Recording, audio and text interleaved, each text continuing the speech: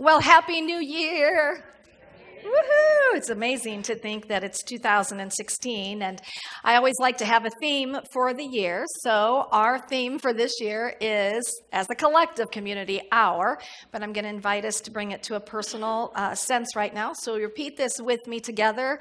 My love light is seen in 2016. Thank you, in 2016, yes. Okay, so the idea behind this is for us to truly live as the love that we have been created from. We are created in the image and likeness of God. 1 John 4:8 tells us God is love. We are created in and after the image of love. We are that. That is what our true nature is. And so throughout this year, my goal anyway will be to encourage us to love full out, to love lavishly, and to show the world, to really show our world around us and to show the world as a whole that love is the final answer, that love always wins, that love never fails, that there is truly only one presence and one power, and it is love, and it is God. You know, when I look at what's happening in the world around us, and I think about how, of course our media focuses on that because as a collective community, we buy into it. We watch it. They're going to give us what we want. Now, I'm not saying all of us here, but as a consciousness of people, we tend to do that. And I love Charles Fillmore, who's a co-founder of Unity, said that evil is a parasite, and it only lives if the parent is feeding it. And you know what the parent is? It's our focus. It's what we're looking at. It's what we're talking about. It's what we're living from. And so our opportunity is to show the world that it's not we're going to bury our heads in the sand and say this stuff isn't going on, but I know I don't want to feed that. And so if I need to look at it, I need to do things I need to do, that's fine. But I am going to focus on the one presence and one power that is God, that is love. I'm going to feed that. And I'm going to see the changes that occur in my personal life and the lives of those around me because of that. And I promise you, because you do not know where your goodness ripples out to, that it will affect the world. It will absolutely affect the world. Another thing that for each month, we're going to be talking about one of the 12 powers. This month is love. And so if you'll share this with me together, I am a human being love. Okay. So Charles Fillmore, co-founder of Unity, wrote about the 12 powers. And so for those of you who are not familiar with the 12 powers, one of the things that Charles said is that, it's talked about the first and the second coming of the Christ.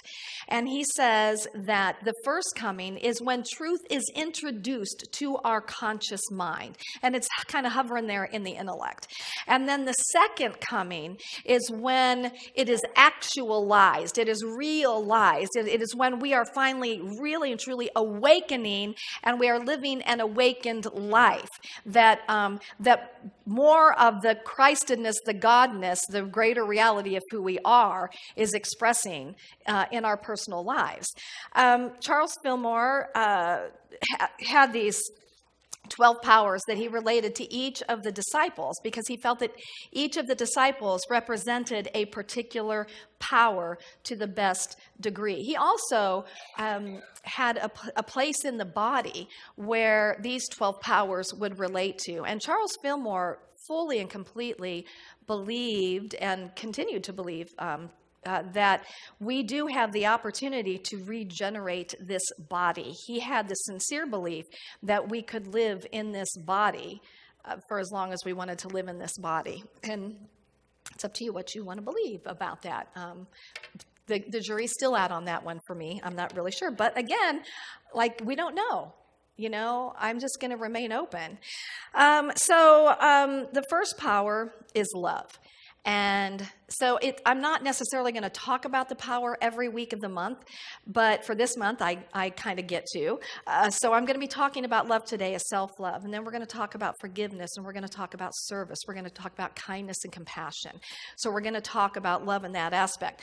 Sometimes we're going to be in the middle of our small group series, so I will definitely weave whatever the power is for that month into whatever it is that we're talking about.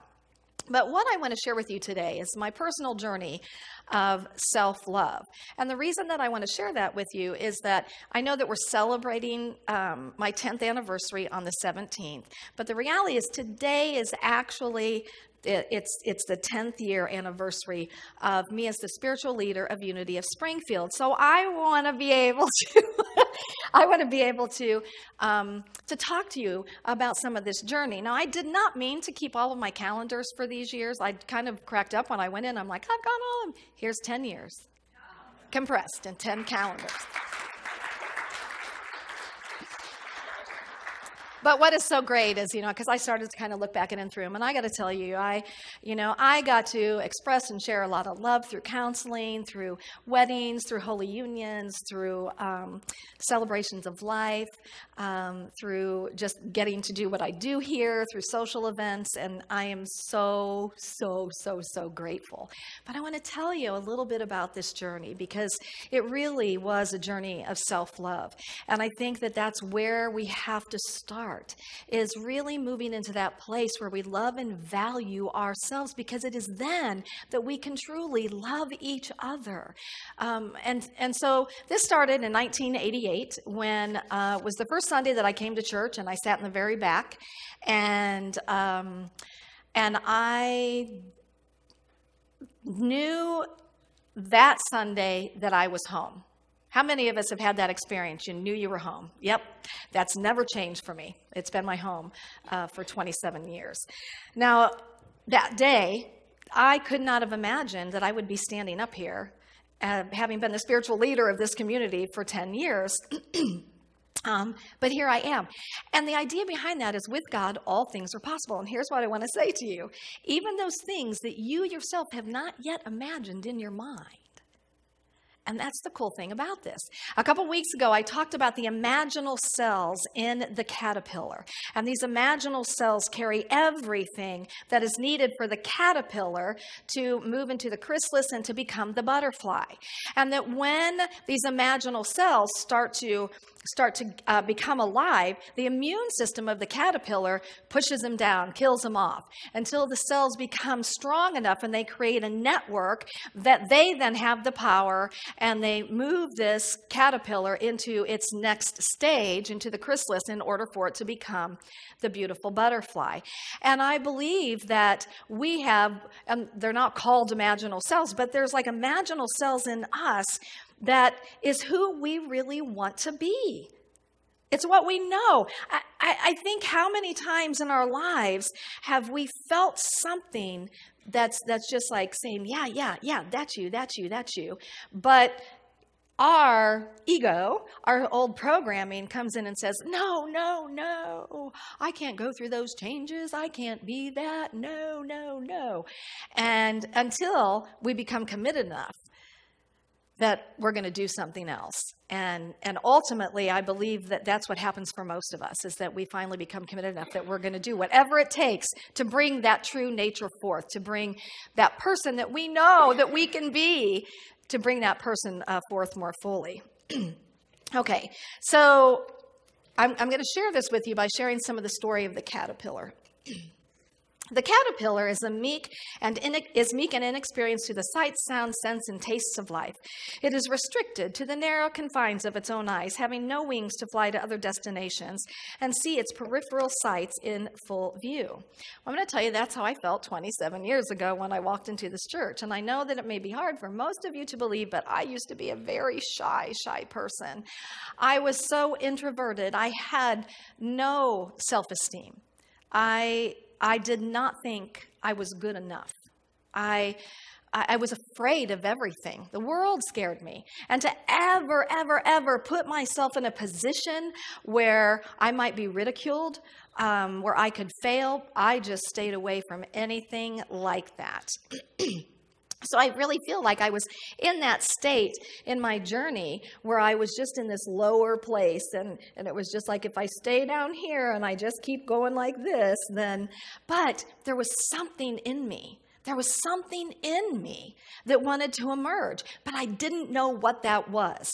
All I knew was when I finally sat in that seat in the back that I had found what was going to lead me to that next whatever it was. And so when a caterpillar reaches a point of imminent metamorphosis, it enters another world. And that was absolutely the case. When my spirit had that irresistible urge to be free, that's when I found unity. And I think we all can relate to that. I think we can all relate to where we're going along in life and we're just living life. We're just living. We're not necessarily fully engaged in life, but we're living life. And we're living it because this is how we've always done life, or this is how people have always told us life is supposed to be. But yet there's that something that's like pushing up, that something that is like saying something isn't quite right here. And then we finally reach that place where this push is enough that it starts to become the more predominant thing. And I sincerely know in my own life, because I was searching for something, I just didn't know what it was. But because that urge was so strong, I walked in these doors. And my life has never been the same after I walked in these doors. It goes on to say that when it enters its chrysalis, it is sequestered in a setting that still encloses it from reality. However, unbeknownst to the caterpillar, this setting is the springboard for a new tide of understanding. And so for me, what I started to become sequestered from was the world of my own illusions. The world of my own programming, because I started to dive into the teachings here. And so in a very real way, in my own way, I started to bring in, the books and do some of the things and started to focus less on what all this was and more on what this is, more on what was really wanting to emerge in this. And then it says, paradoxically, it is when the caterpillar is the most removed from the real world that it undergoes the most remarkable growth.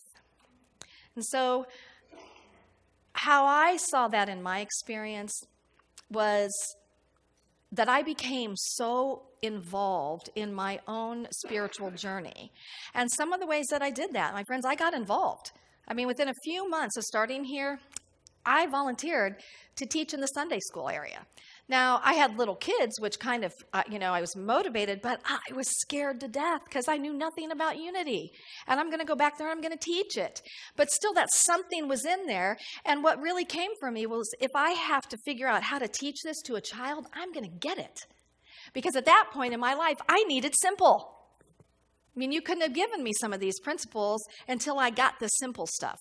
Other things that I did, I started to volunteer in different areas of the church. I really wanted to grow my network of my spiritual family. And so I stepped into higher service and I became involved. And I started going to classes. I started going to workshops. I started to read the books. And I remember somebody one time saying, there's got to be a point when you put the books down. I'm going to tell you, I've not reached the point, and it's been 27 years. So there's no one truth for anybody. So it's not always true. I really just devoured the material. I'm going to tell you, too, that one of the things that I have done and I still do, and it's not necessarily your journey, because I like secular music, but I almost always only listen to my spiritual music. And the reason is that it's awesome. And every time I listen, it's in my car, it's in my house, wherever I am, I'm listening to music. And guess what? It's just filling me. It's reminding me. Because here's one of the things that I found in my life. I need to be reminded every single day. Every day. Of what that greater truth is. Because the world around us isn't pointing to that truth, is it? So I need to remind myself every day. And again, just reading the books. And so in 1995, I recognized that what I really lacked was self-love. And again, I believe that self-love is that place where everything can grow out of that. Because, we become okay. We become okay within ourselves to say, this is who I am. This is what I know about life. This is what I stand in. This is what I stand for. And so I dedicated that year to learning to love myself. And it didn't happen in 1 year. And but it's a lot better now, and it's just only going to continue to get better. But I to a 48-week-long class that year, and Papa Harry was one of the teachers, so you can only imagine how amazing that class was with Papa Harry. In February of that year, I was offered the position as secretary here, and on February 14th, which just happened to be the day of love, I started my job here as the secretary, not knowing a thing. I was so outside of my comfort zone. I'm coming in to do this job. The minister's leaving. We had a minister twice in that 10 years, and only for short periods of time. But that urge was so strong in me, and it just kept centering me in the awareness that I'm okay, and it's going to be okay, and I have everything that I need to do the job that I am here to do. And that's what I promise you, is that wherever it is that your deepest soul is kind of moving you to go, you have everything that you need to do whatever it is that you need to do to be the best at whatever that is. And again, I want to remind you, you may not even know what that is right now, but you know that there's something that is coming up there. Something is coming up there. And that's why I think it is so important to really dive deeper into your spirit so that you can rise higher. It is the diving deeper into it, is making the commitment to my spirit, to feeding it, to remembering who I am, what I am, to read, to listen, to pray, to meditate, to do whatever it is that is yours to do, and it will be revealed. 100%. And it's gonna surprise you. It's gonna surprise you. I truly never entertained the thought that I would be doing this. When I was sitting in that back row, it was not even an inkling of a thought. But deeper in me, it was there. And because I was so committed to my spiritual journey, it was finally able to present itself and to move me gently. Sometimes I had to push me and move me and push me until here I am today. After a month-long evolution, the caterpillar emerges as a butterfly, an enlightened form of its past self. Now, I want to say here, you know what? We go through these caterpillar metamorphosis, butterfly things a lot in our lives, don't we? And we go from a baby to a toddler to an adolescent to a teen to a young adult to all of a sudden being married or having children, and then growing into a mature person and grandparenting and all that. Those are all forms of metamorphosis. And we have those things happen in our actual personal experience in our life, in growing and expanding and becoming more, of who we have come here to be. So this is not just a once-in-a-lifetime thing. This is something that we go through a lot. And I want to tell you this, that it doesn't mean because we step into this with such commitment that it's always easy. And most of you here know me and know my story because I tell you my story. And you know that, some of what I have experienced, especially in the past years, has just been hard, with the transition of my husband and the alcoholism. It was just hard. But through that, even through the deepest pain of that, even through the times when I honestly felt like a splat on the floor, I never once wavered in my faith. Never one time did I waver. Never one time did I question. Never one time did I not know that, there's only one presence and one power, and that is God, and that is love. And I can trust whatever's unfolding here. It hurt a lot, but I never questioned that. And I know I never questioned that because of what I know in my being. And what I know in my being is because I've done the work. And here's the thing about this is that we can't just go from, go to church on Sunday morning or go to church on Wednesday night, go to a class here and there, and then think that's it, because it's not. What I found in my own experience is that I love the idea where Michelangelo said that he chipped away at what wasn't the statue of David. You know, he could see David in there, but he chipped away at it. And I feel like that's us. And so to come and listen is great. To feel kind of motivated is great. But I, as your spiritual leader, my job is to stir you up. And you know what else my job is? My job is to rattle your cages. My job is to encourage you to get uncomfortable. My job is to remind you who you are and what you are about. My job is to encourage you to, when you feel that urging in your soul, to stop for a moment and listen to it and just let it be whatever it is. Don't push it down anymore, because the world needs you. The world needs you. It needs what you are, and it needs what you have. It needs your light. It does. It does. And especially in these times right now, because there's so much focus on the fear, so much focus on everything terrifying that's going on. And so what our job is, yours and mine, what our job is to become the greatest love light that we can possibly be now. So I'm going to be the person that is going to say no more excuses. No more excuses. I don't have the time. I'm too tired. This is just how I've always been. I can't do that until people in my life change. None of that. No more excuses. It is time. The time is right now and right here. It is time to just have that so stirred up and have that fire burning in you so much that you want to be the change that you want to see in the world. We cannot wait for anybody else. We cannot do it. It is not working. We have to do it.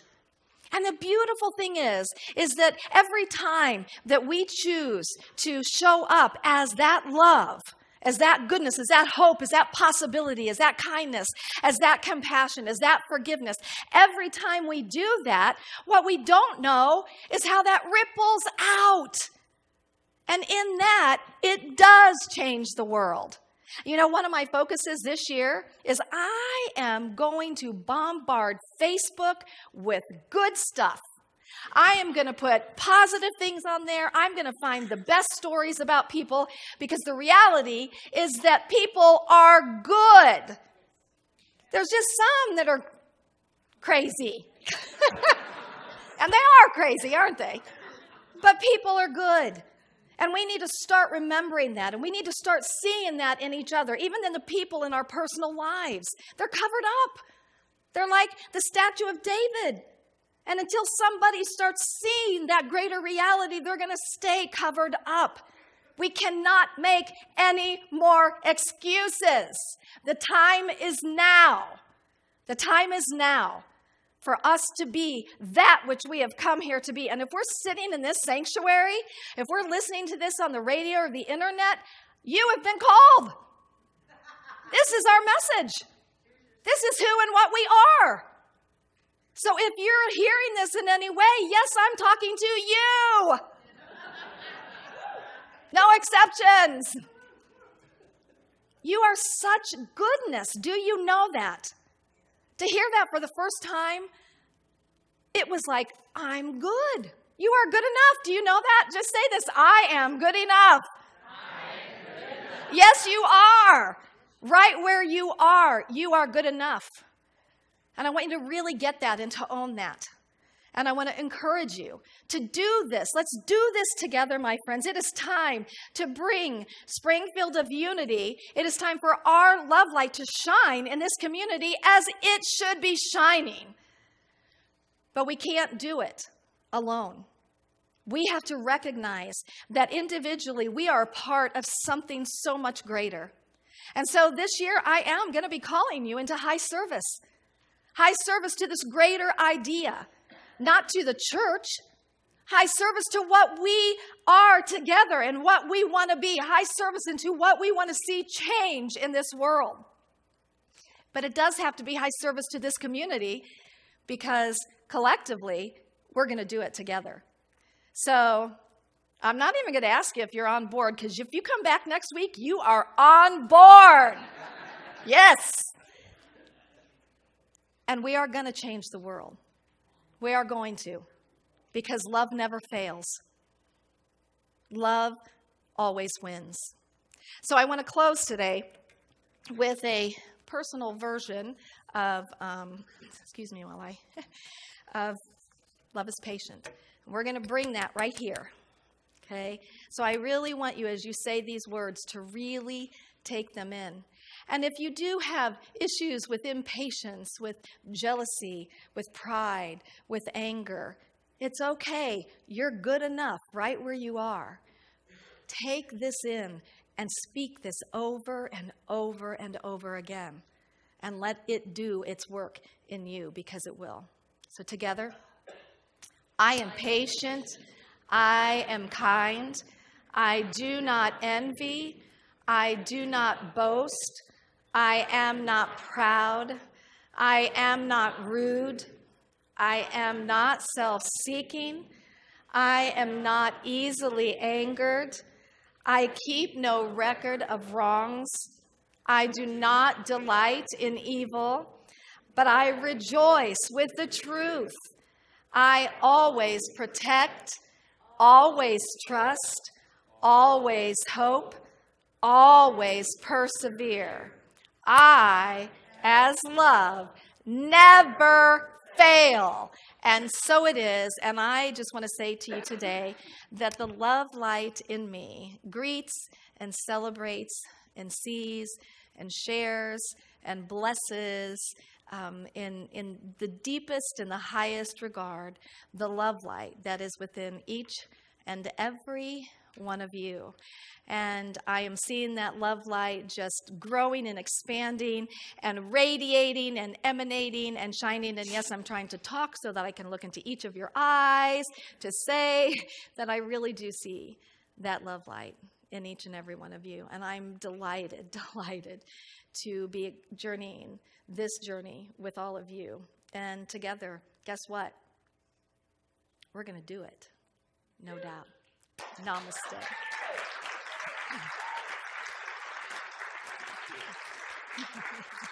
Thank you. Thank you.